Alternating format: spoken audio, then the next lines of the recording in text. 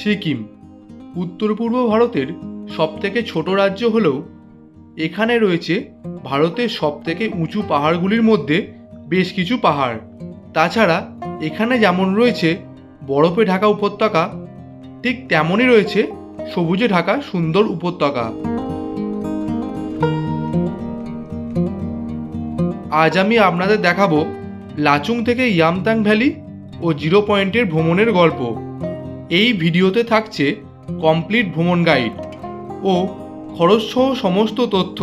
চলুন তবে শুরু করা যাক জিরো পয়েন্ট ও ইয়ামথাং ভ্যালির গল্প।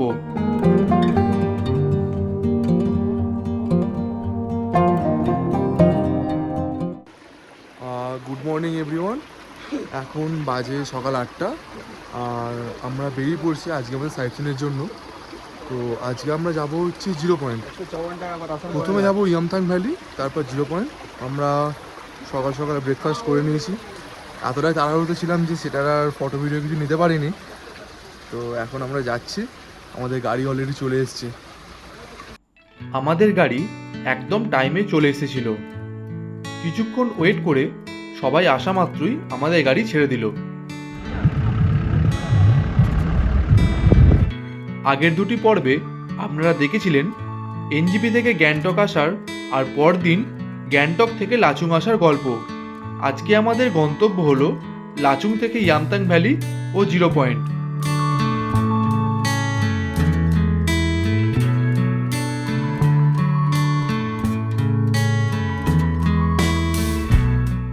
দেখতে দেখতে আমরা এগিয়ে চললাম লাচুং গ্রাম ছেড়ে ইয়ামথাং ভ্যালির দিকে।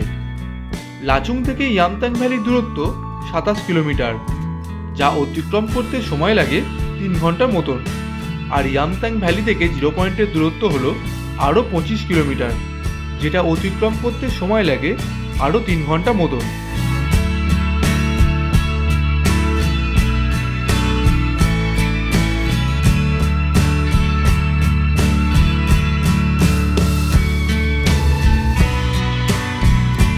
তবে জিরো পয়েন্ট যাবার জন্য সকাল সকাল রওনা দেওয়াই ভালো, কারণ বেলা বাড়ার সঙ্গে সঙ্গে আবহাওয়ারও পরিবর্তন হতে থাকে।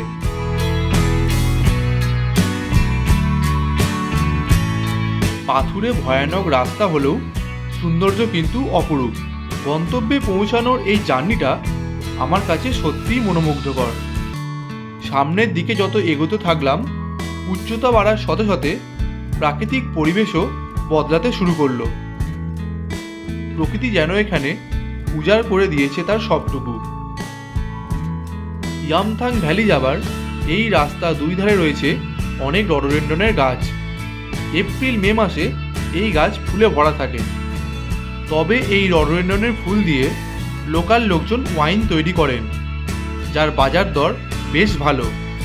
এখানে অনেক মানুষ এইভাবে তার জীবন ও জীবিকা নির্বাহ করে থাকে। তাছাড়া এখানে রয়েছে রেড পান্ডা। কপাল যদি ভালো থাকে তবে আপনিও তার দেখা পেতে পারেন। প্রায় ঘন্টা দিনেকের রাস্তা পেরিয়ে পৌঁছে গেলাম ইয়ামথাং ভ্যালিতে। চলে এলাম Yumthang valley, the valley of flower. খুবই সুন্দর, মানে কি বলবো, মানে কল্পনা করা যাচ্ছে না, মানে কোনো ভাষা নেই এটা বলার। আমার ব্যাকে দেখাচ্ছি, এই যে এখানে মোটামুটি সব ধরনের দোকানই আছে। গরমের পোশাক থেকে শুরু করে সব কিছুই পেয়ে যাবেন এখানে। সব কিছু, খাবার দাবার, টয়লেট, যা যা নেসেসারি সব কিছুই আছে। এখানে অনেক দোকান আছে যেখান থেকে আপনি শীতের পোশাক সহ বরফে পড়ার বুট পেয়ে যাবেন। আমরা এখান থেকে বুট ভাড়া নিয়ে নিয়েছিলাম, যা পড়েছিল প্রতিজনের 100 টাকা।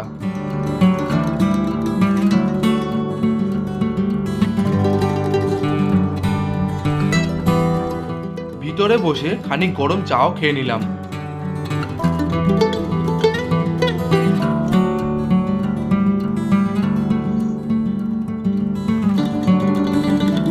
তারপর আবার যাত্রা শুরু করলাম জিরো পয়েন্টের উদ্দেশ্যে। প্রথমেই আমরা জিরো পয়েন্টে যাচ্ছি কারণ ওয়েদার যখন তখন খারাপ হতে পারে। তবে ওয়েদার খারাপ হলে সেখান থেকে ফেরার পথ মুশকিল হয়। তাই প্রথমেই 0 পয়েন্ট কভার করে নেওয়াটাই ভালো।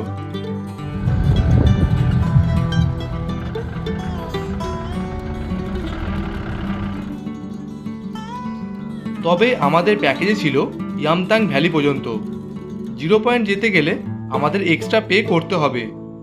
এক্ষেত্রে মাথা পিছু 400 টাকা ভাড়া পড়েছিল প্রতিজনের। তবে বাকি যাত্রীদেরও একই সঙ্গে সহমত থাকতে হবে এই যাত্রার জন্য।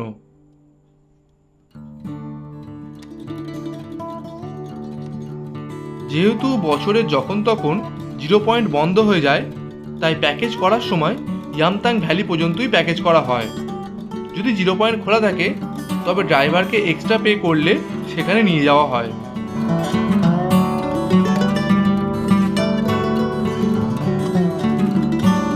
আরও কিছুটা এগোতেই দেখা মিলল বরফের। রাস্তার দুই ধারে জমে রয়েছে প্রচুর বরফ। এই জন্যই তো আমরা বারবার ছুটে আসি নর্থ সিকিমে।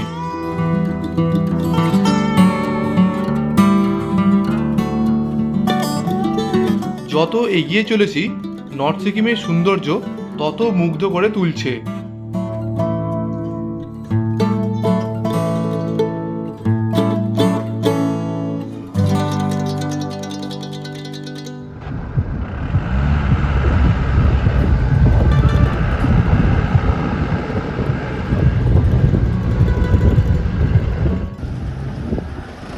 সময় এখন 11টা আর আমরা চলে এসেছি 0 পয়েন্টে।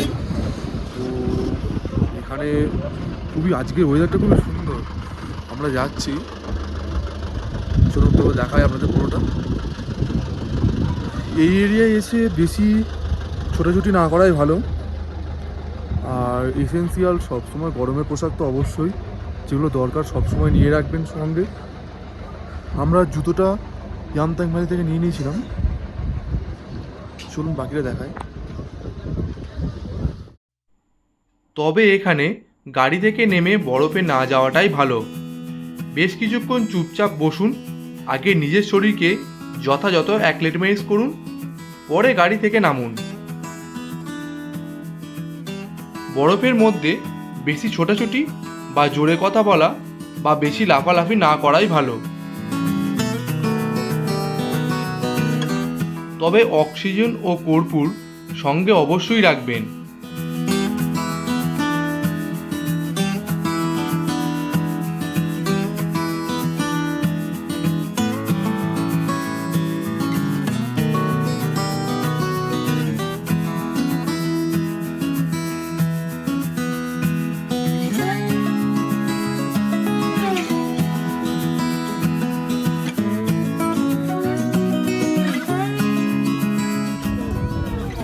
হালকা হালকা স্নোফল শুরু হয়েছে, এখনও অল্প অল্প পড়ছে। ঠিকভাবে ক্যামেরায় বোঝা যাচ্ছে না, বাট আমি ফিল করতে পারছি একটু স্নোফলটা। চাইছি যেন মানে র্যান্ডামলি প্রচুর স্নোফল হোক, সবাইকে দেখাতে পারবো।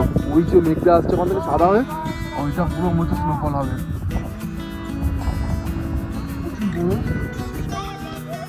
পুরো ডুবে যাচ্ছে পুরো। আর এর তো অবস্থা পুরো খারাপ হয়ে গেছিলো প্রথমে, অক্সিজেন পুরপুর নিয়ে এখন একটু সোজা হয়েছে। আমাদের একটু অক্সিজেন নিতে হচ্ছে, কষ্ট হচ্ছে। মহাদেবের নাম নিলেই হয়ে যাবে। এই স্নোফল হচ্ছে।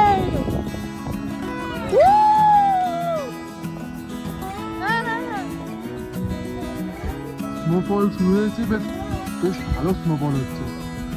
দেখাই একবার, জানি না কথা বোঝা যাচ্ছে। বেশ ভালো স্নোফল হচ্ছে।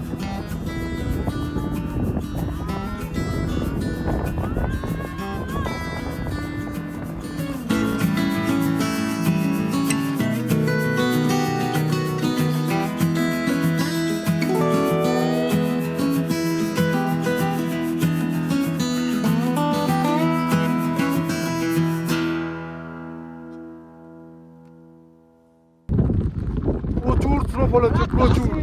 মানে আমার পুরো যেমন জমে যাচ্ছি, আর পুরো বরফ। প্রচুর স্নোফল হচ্ছে, প্রচুর। অসাধারণ ভিউ, খুব সুন্দরভাবে এনজয় করছি, খুব ভালো লাগছে, খুব মস্তি করছি, মানে কি বলবো, খুব খুব খুব মজা করছি। তোমরা শুধু দেখো একবার। জানি না ক্যামেরা কতটা আসছে বা কতটা ভালো বোঝা যাচ্ছে স্নোফলটা, কিন্তু সত্যি খুবই স্নোফল হচ্ছে, খুব স্নোফল হচ্ছে, খুব সুন্দর ভিউ এনজয় করছি। আর মানে ভগবান সাধ না দিলে হয়তো এরকম স্নোফলটা পেতামও না। এখানে একটা জিনিস, স্নোফলটা পাওয়া হচ্ছে ভাগ্যের ব্যাপার। হর হর মহাদেব। কিরকম মজা করছিস বল একটু। হর হর মহাদেব, সেই মজা, সেই মহাদেব সাথে থাকলে। Bring me into golden sunlight. If I'm going with you, I know we'll get to the other side. Sinking in, I know this feels right. Catching a breeze, love moving through me like a wildfire, like a wildfire.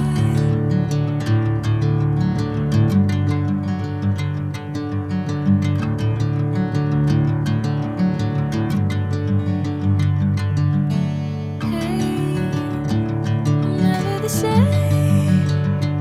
Whenever you're calling my name, I'm taking my sweet time. Hey, whatever the plan, I know I'm holding the best of me out of my hand. I know you always understand. Bring me into golden sunlight.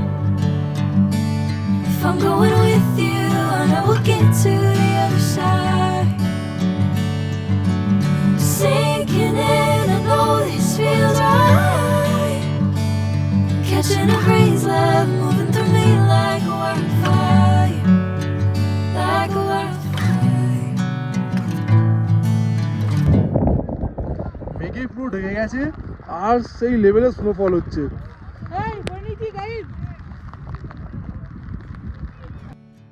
বেশ কিছু সময় ধরে আমরা সবাই মিলে খুব মজা করলাম। তবে হঠাৎ করে আবহাওয়ার পরিবর্তন হয়ে যাওয়ায় আর বেশিক্ষণ এখানে থাকা গেল না, তাই আমরা ফিরে চললাম গাড়ির দিকে।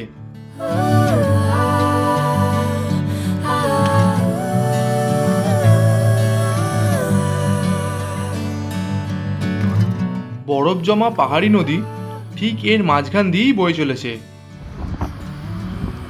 এটা তিস্তা নদী, এখান থেকে এইভাবে বেরোচ্ছে আর ওখানে গিয়ে তার নিজের একটা রূপ ধারণ করছে।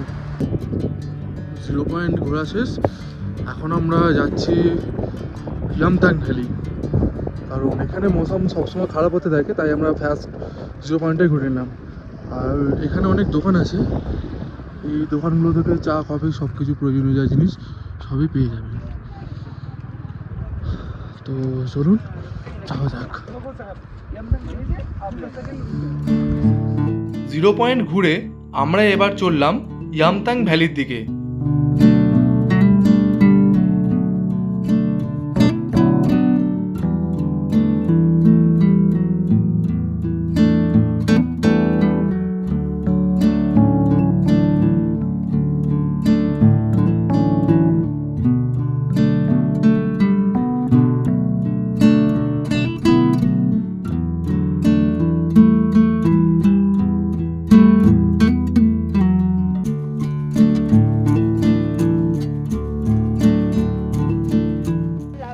আর 0 পয়েন্ট ঘুরে আমরা এখন মোটামুটি 2:30 বাজছে, আমরা চলে এসেছি ইয়ামথাং ভ্যালিতে। ইয়ামথাং ভ্যালিতে আমাদের গাড়ি পার্কিং আছে, সেখান থেকে আমরা হেঁটে যাচ্ছি ইয়ামথাং ভ্যালির দিকে। তো হঠাৎ করে বৃষ্টি শুরু হয়ে গেছে, আর ওখানে স্নোফল আর এখানে বৃষ্টি, দেখা যাক। চলুন দেখাই কেমন লাগছে ভিউটা। আমরা যাওয়ার সময় গাড়িতে দেখেছি, কিন্তু যেহেতু 0 পয়েন্টের ওয়েদার সবসময় ঠিক থাকে না, তাই আমরা আগে 0 পয়েন্ট কভার করে এসেছি, then Yumthang valley.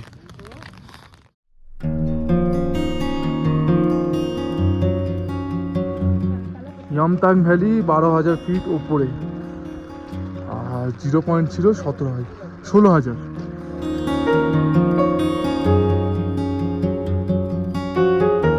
The valley of flower. Flower হয়েছে বাট অল্প অল্প, খুব একটা বেশি ফ্লাওয়ার দেখা যাচ্ছে না। ওই দিকটা পিঙ্ক পিঙ্ক যেটা হয়ে আছে।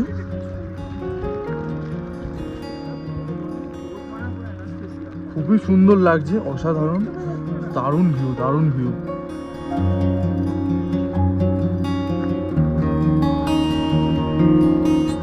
নিচে দিয়ে যেটা বয়ে যাচ্ছে সেটা হলো তিস্তা নদী। কত শান্ত, কত নিরিবিলিভাবে বয়ে যাচ্ছে, একদম নিঃশব্দে। আর যখন সেটা মানে একদম সমতলের দিকে যাচ্ছে, তার যেমন চওড়া তেমন গর্জন, তেমন তার ধ্বংস লীলা। ইয়ামথাং ভ্যালি, একে দ্য ভ্যালি অফ ফ্লাওয়ারও বলা হয়ে থাকে। তবে আমরা এসেছিলাম এপ্রিল মাসে, এখনও সেইভাবে ফুলের দেখা পাওয়া যাচ্ছে না। তবে আর কিছুদিন পর থেকে এই জায়গাটা পুরো ফুলে ভরে যাবে।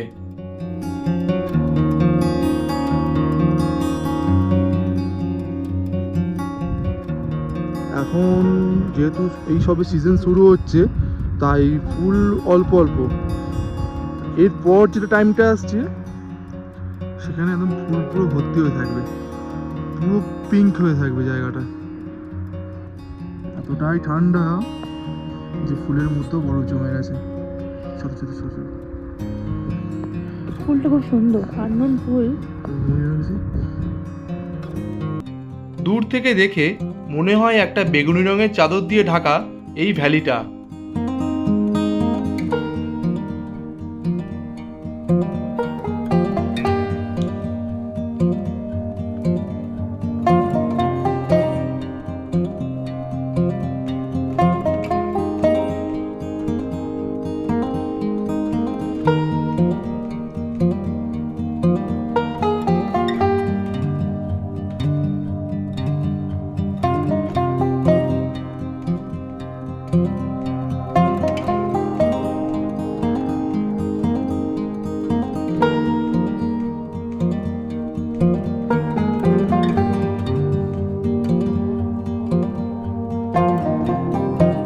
আরও বেশ কিছুক্ষণ আমরা এখানে থাকতাম, কিন্তু বৃষ্টি আরও বেড়ে যাওয়ায় তার আর সুযোগ হলো না। অগত্যা ফিরে চললাম গাড়ির দিকে।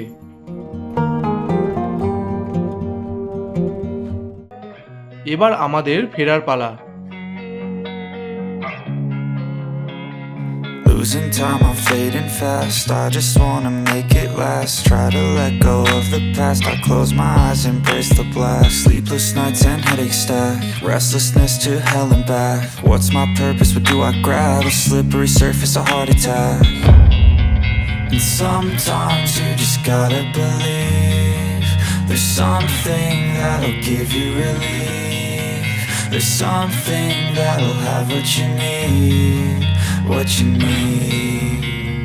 We're broken, it's tragic. We're not all elastic, but maybe there's magic. Believe you could have it. And I know of sadness, the anxious and panic, the infinite vastness of all that is blackness.